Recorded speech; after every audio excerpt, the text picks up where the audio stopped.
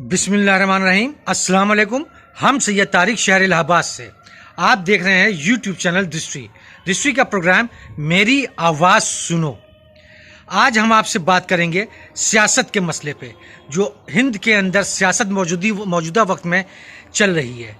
कौन कौन लोग आरएसएस के डार्क हॉर्स हैं और कैसे कैसे खेल रहे हैं, और आरएसएस ने क्या क्या खेल खेला है समाज को अपना गुलाम बनाकर रखने के लिए। कांग्रेस और आरएसएस दोनों सौतन हैं, और सौतन है ये इब्लीस की। दोनों का काम रहा है समाज को बर्बाद करना, डिवाइड करना, रूल करना। दोनों प्रो कैपिटलिज्म है। कांग्रेस की शुरुआत socialistic pattern of mix economy से शुरू हुई, वो धीरे धीरे होते होते कैपिटलिज्म आ गई, और न्यू वर्ल्ड ऑर्डर का हिस्सा फाउंडेशन स्टोन कांग्रेस ने रखा 1991 में लिबरलाइजेशन के नाम से। उसके बाद अब एडवांस लेवल का काम बीजेपी कर रही है। करना तो ये कांग्रेस को ही था, मगर कांग्रेस मजबूरी से हार गई। जब हार गई, अब बीजेपी आ गई है, और बीजेपी जो है आरएसएस की बेटी है, तो कांग्रेस को अब टफ फाइट लेनी पड़ रही है। माँ बेटी मिल करके कांग्रेस का सफाया कर रखा है। इसके अलावा कांग्रेस की बीजेपी की बहुत सी गर्लफ्रेंड्स हैं, जैसे आप पार्टी, समाजवादी, बहुजन समाजवादी पार्टी, ममता की पार्टी, ये सब आरएसएस की डार्लिंग हैं। केजरीवाल साहब एक महीन खिलाड़ी हैं। ये अन्ना नाम के चूरन के साथ दिल्ली में आए और इन्होंने पब्लिक को चूरन बना दिया, पब्लिक के दिमाग अपने कब्जे में किया।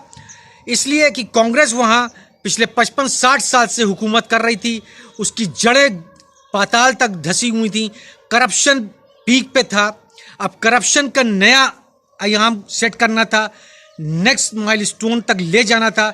उसके लिए लोगों को एक नई पार्टी आरएसएस ने दी, और उस पार्टी का नाम है आप, जो टोटली फंडेड बाय आरएसएस है, डायरेक्ट इनडायरेक्ट दोनों तरीके से। मगर हम लोग को ये पता नहीं चल सकता, क्योंकि ये फंड इतनी गहराई से आ रहा है कि हम लोग कभी उस पाताल तक पहुंच नहीं सकते हैं।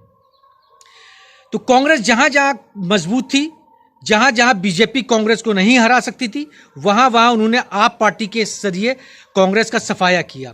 दिल्ली में सफाया कर दिया, बीजेपी जीत नहीं सकती, कांग्रेस आ नहीं सकती। अब आप पार्टी की हुकूमत है, प्रॉक्सी हुकूमत आरएसएस कर रही है।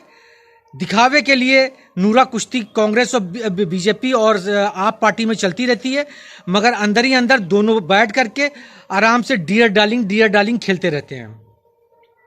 अब ये नेक्स्ट लेवल पे पहुंचे पंजाब, हरियाणा में, चंडीगढ़ में।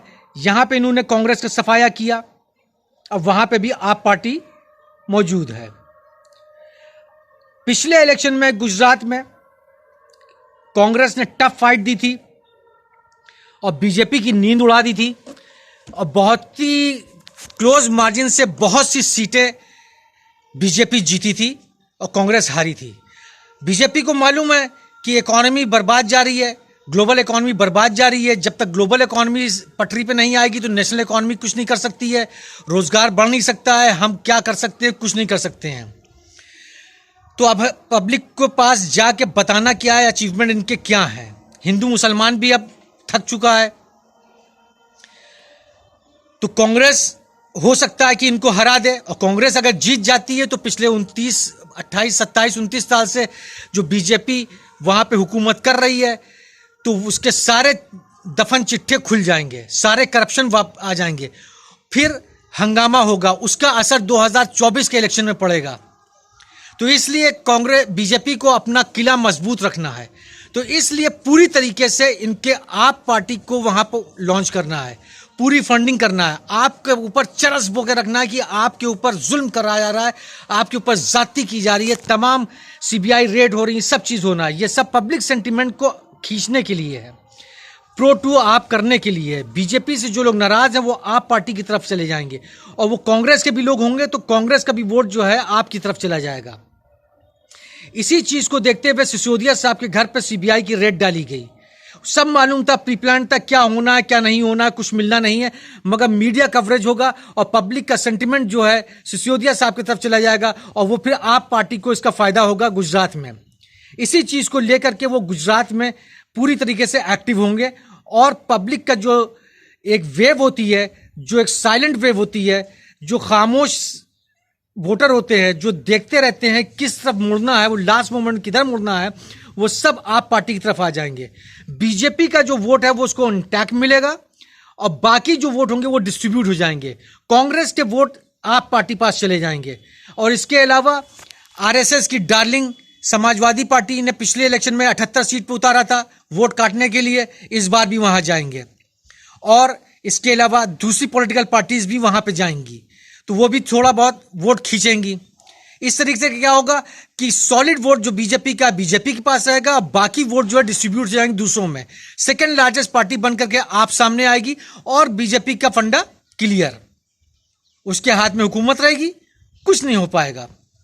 तो ये सारा खेल महीने से खेला गया है कांग्रेस को, और कांग्रेस के साथ जो हो रहा है सही भी हो रहा है, क्योंकि कांग्रेस ने इसी महीने से इसी कॉन्स्पिरेसी के जरिए मुसलमानों की एक एक जड़ काटी थी। इसलिए मुसलमान अल्लाह ताला की तरफ से अजाब कांग्रेस पे आना ही है, तड़प तड़प के इनको खत्म होना है।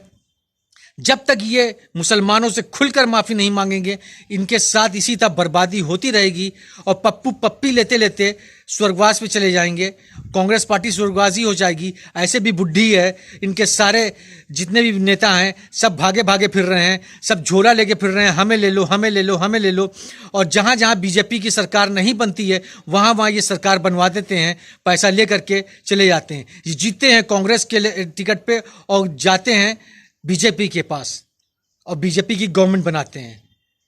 ये इनका पुराना काम हो चुका है।